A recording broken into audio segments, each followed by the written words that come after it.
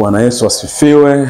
Kwa majina ninaitwa mchungaji Timothy Bahebe Mpanilehi, ni kaimu katibu wa kanisa letu la AICT Dayosisi ya Tabora. Ninamshukuru Mungu sana kwa ajili ya uaminifu wake juu ya maisha yetu, na hasa kwa vile ambavyo anatusaidia kumtumikia yeye, anavyotusaidia kuendelea kutusukuma na kututia nguvu kuifanya kazi yake, kupanda makanisa na kuleta watu wengi kwa Kristo. Siku ya leo imekuwa ni siku ya baraka sana katika dayosisi yetu ya Tabora kwa ajili ya kuwa na mahafali ya kwanza ya mafunzo ya G10. G10 kwa kirefu ni Global Training Network. Mafunzo ambayo yamekuwa baraka sana katika dayosisi yetu.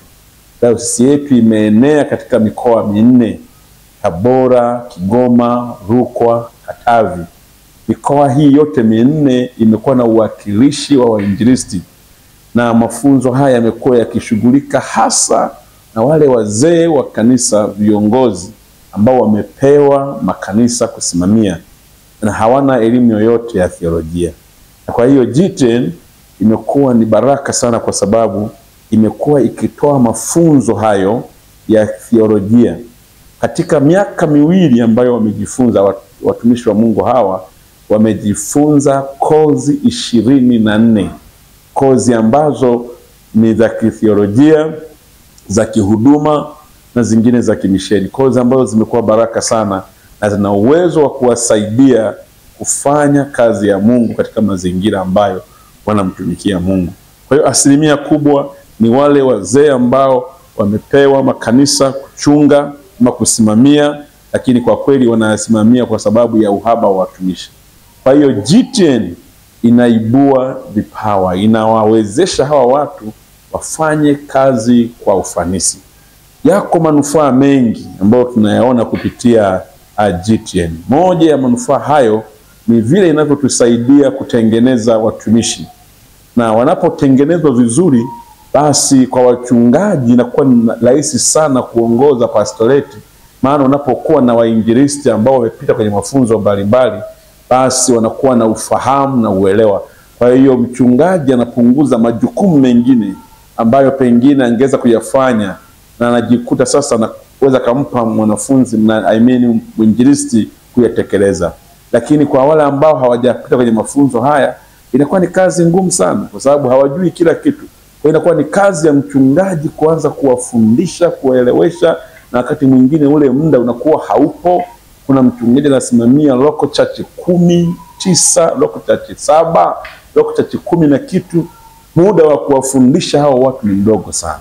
Lakini kupitia G10 wanafundishwa, wanakaa darasani, wanaelewa, wanakuja kufanya kazi ya Mungu.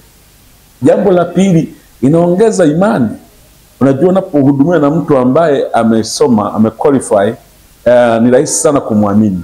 Sasa waumini pia wanaongeza imani kwa watumishi wao wanaowatumikia, na kwa sababu hiyo inaongeza uwezo wa kuamini. Na kama mtu anakuwa na nguvu ya kuamini namna hiyo, matokeo ya imani pia yanakuwa ni makubwa. Kwa hiyo unakuta mtu kama alikuwa na imani ndogo, anakuwa anaongezeka. Tukumbuke tu kwamba, ndugu zangu, imani chanzo chake ni kusikia, na kusikia huja kwa neno la Kristo. Sasa ni kazi ngumu sana kumsaidia mtu awe na imani kama yule anayesaidia hana neno la Mungu. Lazima awe na neno la kumfundisha ili kuinua ile imani yake. Na ile imani ikikua na kuongezeka, basi inaleta matokeo makubwa ambayo yanaweza kusababisha kanisa la Mungu kuwa imara, likawa na nguvu ya kuendelea mbele. Lakini faida nyingine ambayo tunaiona kupitia G10, uwepo wao umetusaidia pia sisi kama ofisi ya dayosisi, hasa mimi kama mtendaji, kuingia kwenye majukumu. Inatupa kazi za kufanya. Kuna wajibu mwingi ambao tunaupokea wanapokuja hao wanafunzi, kuandaa programu hizo, kutengeneza mazingira ya wao kuwepo, na wakati mwingine tunajifunza kutoka nchi za nje huko, wanatuletea mambo mbalimbali juu ya swala ya usimamizi wa fedha. Kuna wakati wanatuletea fedha na wanafanya ukaguzi.